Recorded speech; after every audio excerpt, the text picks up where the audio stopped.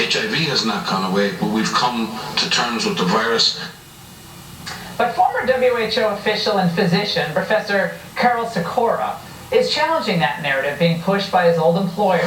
He says COVID could burn out sooner than you think. He joins me now. Professor Sikora, thanks for being on with us. I think we both contend that this virus could come back in the fall. Anything could happen. It could come back in the winter. But why is the other possibility of attenuation basically to nothing so quickly dismissed? Just educate us. So basically there are three factors that end a pandemic. The first, our behavior, the host, how humanity reacts to it, social distancing, avoiding crowds, that sort of thing. The very fear that this virus inspires changes our behavior pattern. The second thing is the virus itself, how it deals with the fact that increasing immunity is out there in its host, and it's changing. The summer weather's come to Europe and North America. Things are moving on. The third thing, of course, is what actually happens in terms of the fear factor and how we go into the autumn and see another wave. Now, I've heard all the doom-laden theories. I'm an oncologist. I can't treat cancer patients properly because they're not coming forward for a diagnostic service at the moment. So I'm incentivized to get things moving. And it strikes me that as you look at all the data all around the world where people have come out of lockdown, things are actually going along quite nicely on the whole. And it's strange. It's as though something's changed, and none of us can explain why. We need to make a vaccine, of course. We need to go hell for leather to try and get one.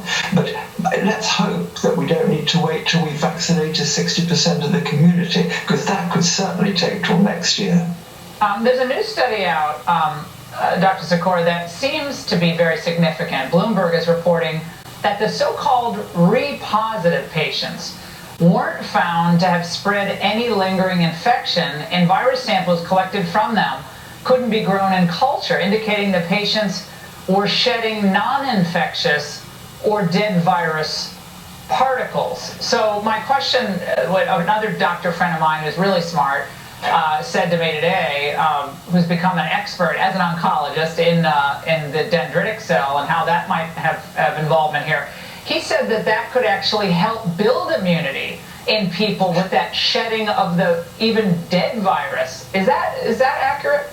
Absolutely so. And we've all gone hell for leather for this the antibody testing. We've tested our staff. There's less than 10% of them in our cancer centres actually have antibodies, but there are almost certainly other immune mechanisms going on, including T cells, helper cells, natural killer cells, a whole range of things that we don't understand as well as we understand antibodies. So you measure what you can see rather than what you probably really need to measure. So all these things represent the interaction of the host, that's us, and the virus. And every pandemic, from the plague in Venice, from the plague in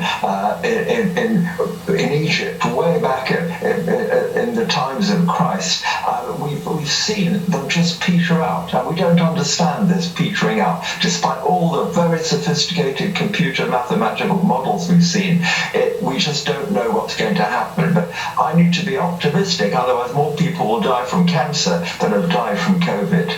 Professor Sikora, thank you so much. And all those people who have not gotten their cancer screenings, I hope they can get to their doctors and please get checked and get your treatments as they're scheduled. Please do that. Thank you, Professor. And apparently everyone is still very upset.